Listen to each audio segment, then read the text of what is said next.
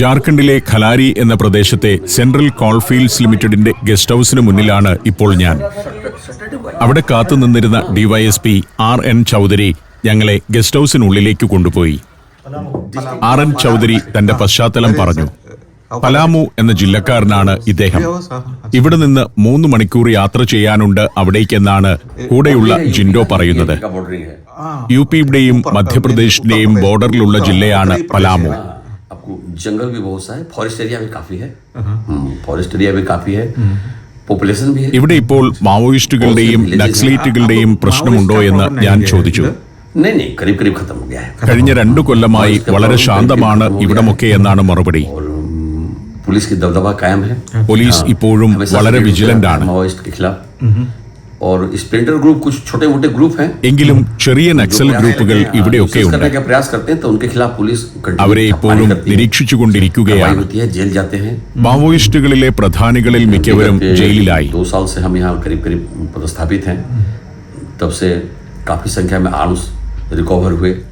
നക്സൽ സംഘടനകളിലെ പ്രമുഖ നേതാക്കളെല്ലാം ജയിലിലായതോടെ 2 കൊല്ലമായി ഈ പ്രദേശങ്ങൾ മിക്കവാറും ശാന്തമാണത്രേ.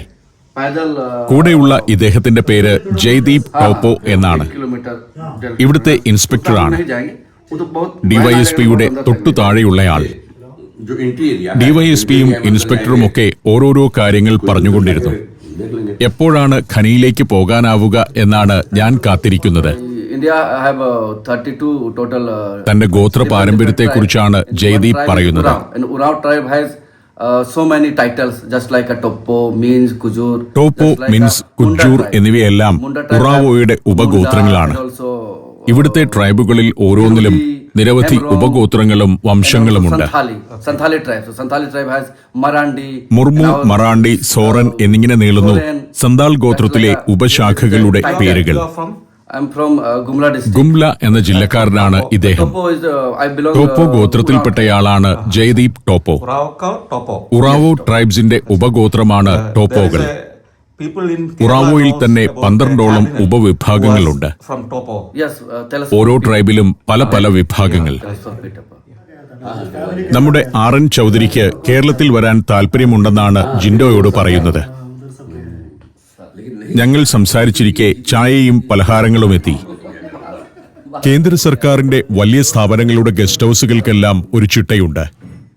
അത് ഇന്ത്യയിൽ എവിടെയും ഒരുപോലെയാണ്. ജീവനക്കാരുടെ പെരുമാറ്റം പോലും ഏതാണ്ട് സമാനമായിരിക്കും. പരിചാരകൻ പിന്നെയും വിഭവങ്ങൾ കൊണ്ടുവന്നുകൊണ്ടിരുന്നു. പനീർ പക്കവട എന്ന വിഭവമാണ് ഇത്. പനീർ മാവിൽ മുക്കി പൊരിച്ചെടുത്തത്. പോകാൻ സമയമായി. ഖനിയുടെ ഓഫീസിൽ നിന്നും കോൾ വന്നു. ഞങ്ങൾ ഇനി അവിടേക്ക് പുറപ്പെടുകയാണ്. ചൗധരി സാറും ഇൻസ്പെക്ടർ ജയദീപും കൂടെ വരുന്നുണ്ട്. തോക്കുധാരികളായ 2 പോലീസുകാരും. മുതിർന്ന പോലീസ് ഉദ്യോഗസ്ഥർക്കെല്ലാം കനത്ത സെക്യൂരിറ്റിയാണ് ഇവിടെ. മാവോയിസം സജീവമായിരുന്ന കാലത്ത് തുടങ്ങിയ പതിവായിരിക്കണം. ഓഫീസർമാരുടെ പക്കലും തോക്കുണ്ട്. എങ്കിലും 2-3 ഗാർഡുകൾ അവർക്ക് കാവലായി കൂടെ സഞ്ചരിക്കും. AK-47 പോലുള്ള ഏറ്റവും മികച്ച തോക്കുകളുമായിട്ടാണ് അവർ അകമ്പടി സേവിക്കുന്നത്. ചൗധരി സാറും ജയദീപ് ടോപ്പോയും വണ്ടിയിൽ കയറി.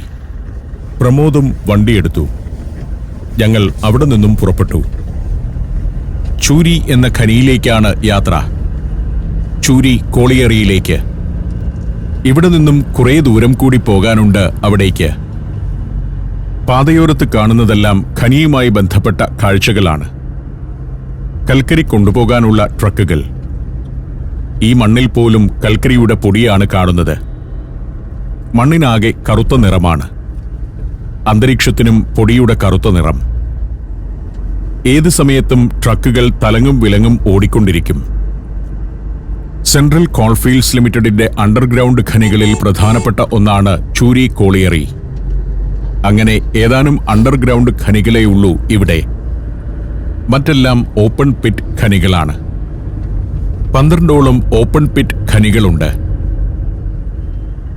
ചൂരി കോളിയറി എന്ന ബോർഡ്. ഒരു ചെക്ക് പോസ്റ്റുമുണ്ട് ഇവിടെ. യാത്ര തുടർന്നു. കൽക്കരി ഖനനം നടക്കുന്നിടത്ത് മാത്രമല്ല, അതിന്റെ ചുറ്റുവട്ടത്ത് കിലോമീറ്ററോളം ഇങ്ങനെ കറുത്ത ചെളിയും പൊടിയുമായിരിക്കും. കൽക്കരിപ്പൊടിയിൽ വെള്ളം വീണ് കുഴഞ്ഞുണ്ടാകുന്ന ചെളിയാണ്. ഈ പ്രദേശം മുഴുവൻ കരിമയമാണ്. വെള്ളമുള്ളിടത്ത് കറുത്ത ചെളി, വെള്ളമില്ലാത്തടത്ത് കറുത്ത പൊടിയും. ട്രക്കുകൾ കാത്തുകിടക്കുന്നു. കൽക്കരി കൊണ്ടുപോകാൻ ഊഴം കാത്തു കിടക്കുന്നവയാണവ. ചെറിയൊരു മുറ്റത്ത് ഞങ്ങൾ ചെന്നിറങ്ങി.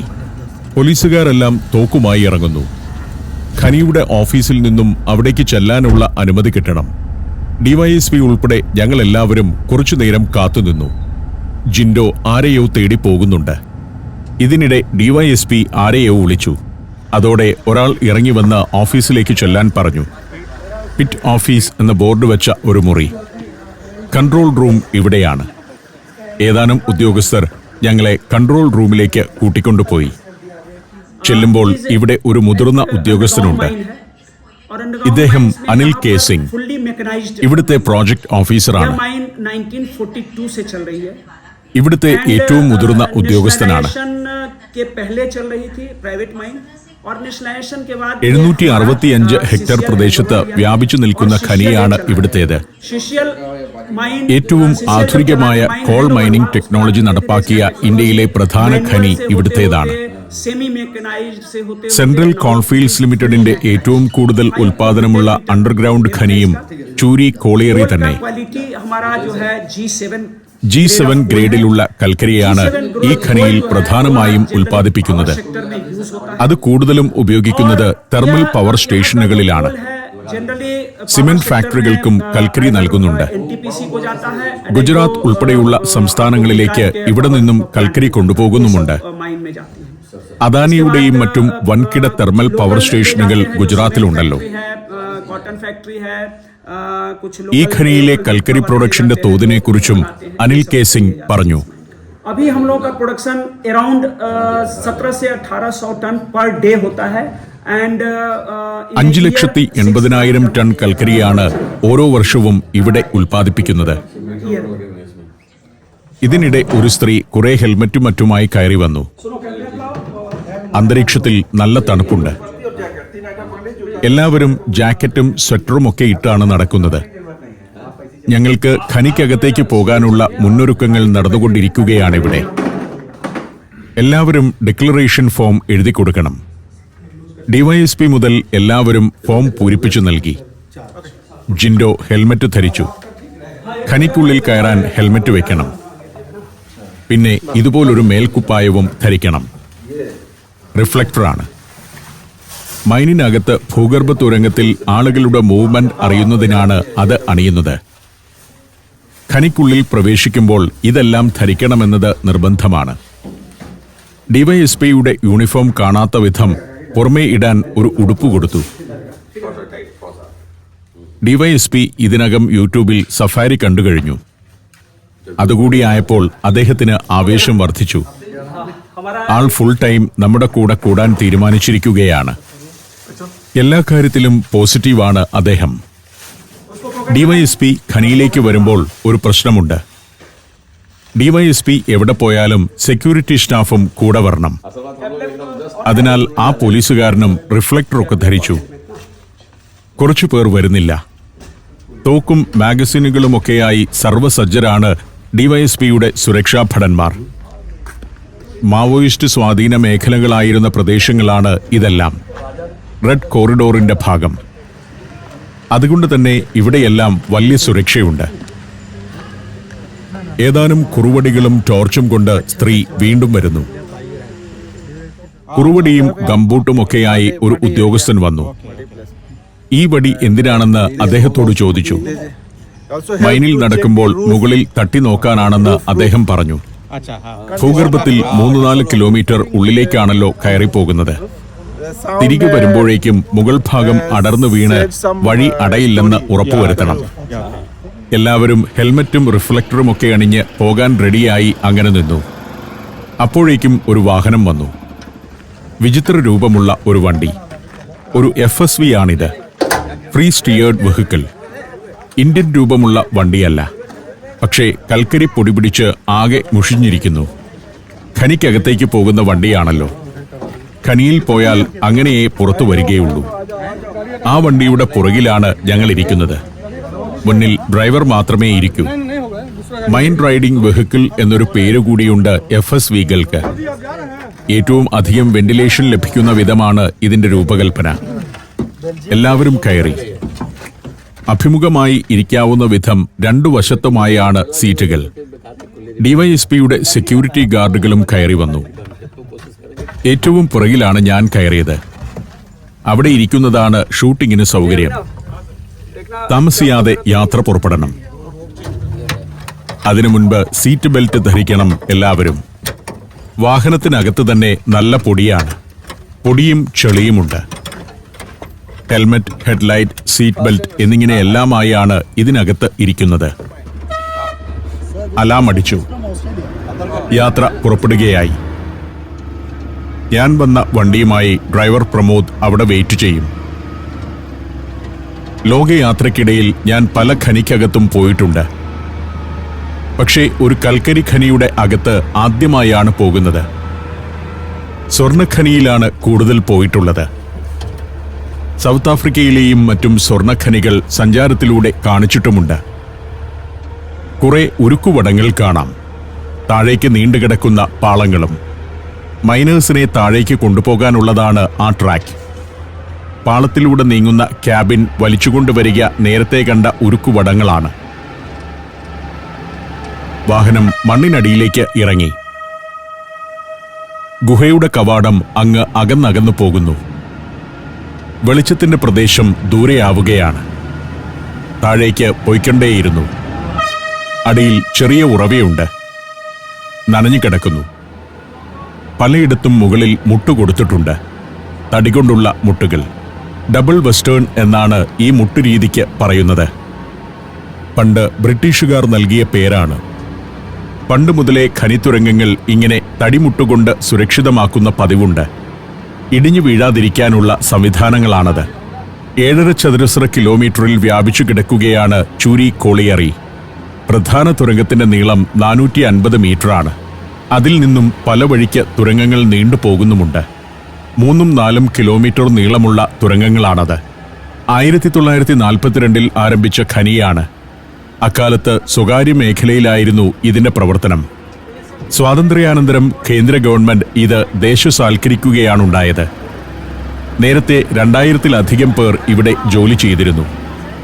അതീവ ശേഷിയുള്ള കണ്ടിന്യൂസ് മൈനർ എന്ന യന്ത്രം ഉപയോഗിക്കാൻ തുടങ്ങിയതോടെ ജോലിക്കാരുടെ എണ്ണം കുറച്ചു. ഇപ്പോൾ 360 പേരാണ് ഇവിടെ ജോലി ചെയ്യുന്നത്.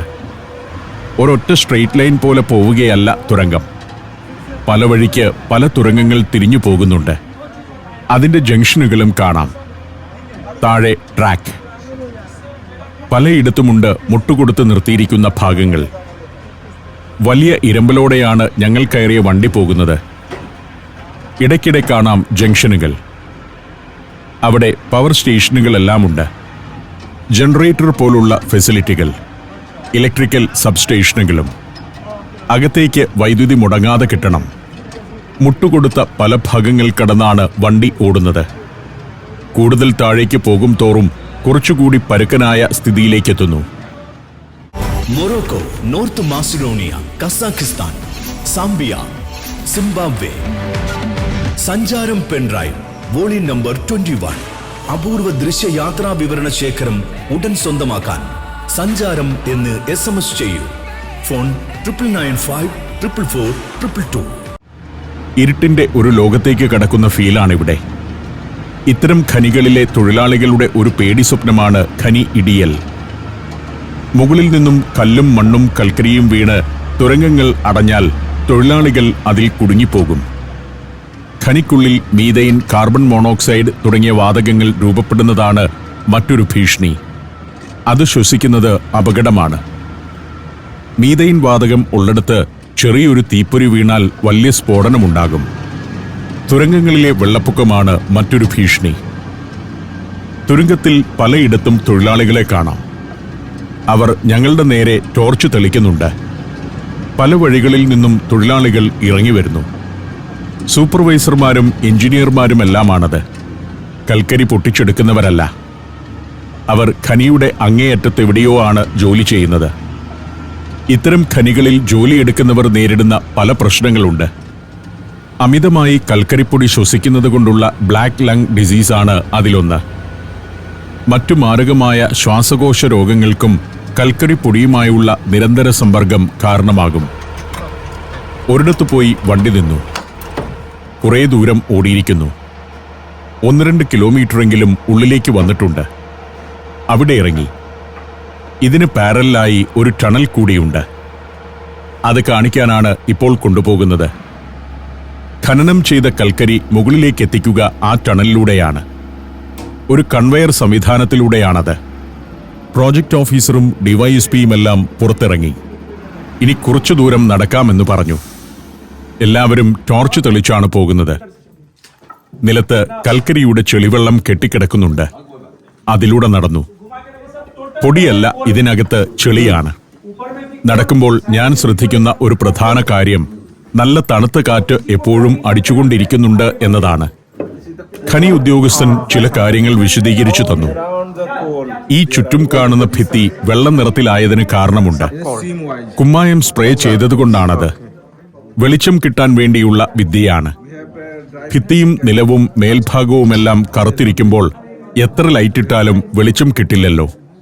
ഒന്നും കൃത്യമായി കാണാനും പറ്റില്ല. അതുകൊണ്ട് ടണലിൽ കുമ്മായം സ്പ്രേ ചെയ്യും. അതാണ് ഈ വെള്ള നിറം. തുരങ്കത്തിലൂടെ ട്രാക്കുകൾ മുന്നോട്ടു പോകുന്നു. കോളേജ് ലൈൻ എന്നാണ് ഈ ട്രാക്കുകൾ അറിയപ്പെടുന്നത്. നടക്കുമ്പോൾ ചുറ്റും കാണുന്നതെല്ലാം കൽക്കരി തന്നെയാണ്. പാറയ്ക്കകത്തുകൂടി ടണൽ ഉണ്ടാക്കുന്നത് പോലെ കൽക്കരിയുടെ മല തുറന്നാണ് ഈ തുരങ്കം. രണ്ടു വശത്തും മേൽക്കൂരയിലും നിലത്തുമെല്ലാം കൽക്കരി തന്നെ. കൽക്കരിയുടെ ഒരു ഗുഹയ്ക്കകത്തുകൂടിയാണ് പോകുന്നത്.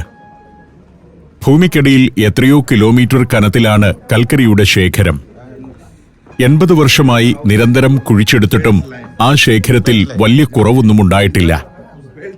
ഞങ്ങൾ നടത്തം തുടർന്നു. കേബിളുകൾ തലങ്ങും വിലങ്ങും പോകുന്നു. കറണ്ട് കേബിളുകളാണ്. ജലവിതരണ പൈപ്പുകളുമുണ്ട്.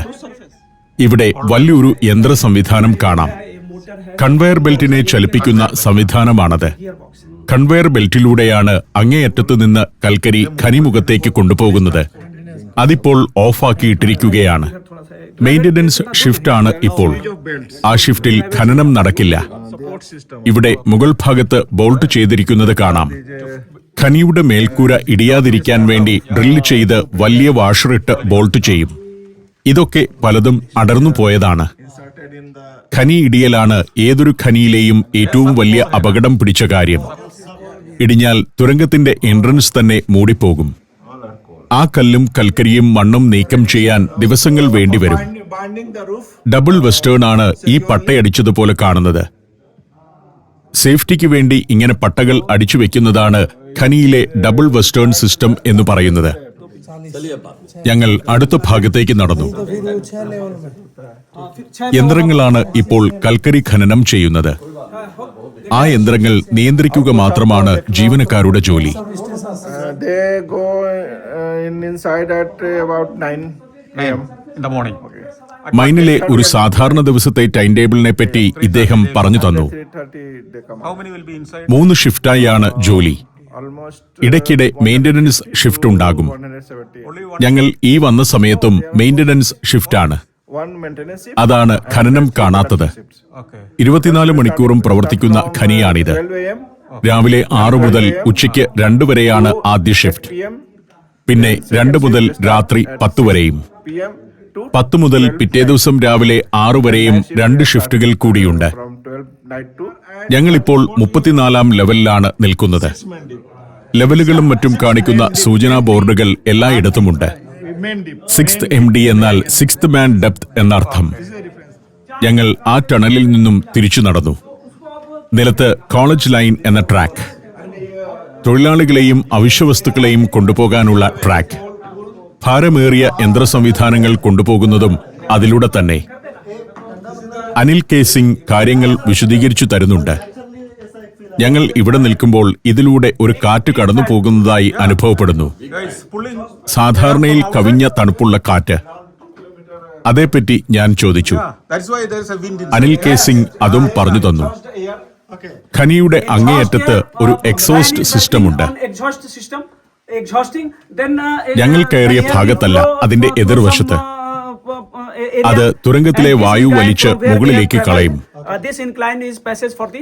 ഫ്രഷ് എയർ അകത്തേക്ക് വിടുകയും ചെയ്യുന്നു. അതുകൊണ്ട് തന്നെ ഖനിയുടെ ഓപ്പണിംഗിൽ നിന്ന് തണുത്ത കാറ്റ് എപ്പോഴും ഇതിനകത്തുകൂടി കടന്നു പോയിക്കൊണ്ടിരിക്കും. അതിനാൽ ഖനി തുരങ്കത്തിൽ ഓക്സിജന്റെ അളവ് കുറയില്ല. ഖനിയിൽ വിഷവാതകങ്ങൾ രൂപപ്പെട്ടാൽ അത് ഈ തണുത്ത കാറ്റിൽ ഡൈല്യൂട്ട് ചെയ്തു പോയിക്കൊള്ളും. ഞങ്ങൾ ഖനിക്കുള്ളിലെ കാഴ്ചകൾ കണ്ട് നടക്കുകയാണ്. mining happening in this. ഇവിടെയും തണുത്ത ഫ്രഷ് എയർ ഉണ്ട്. ശ്വാസമുട്ടലോ ഓക്സിജന്റെ കുറവോ ഒന്നും ഫീൽ ചെയ്യുന്നില്ല.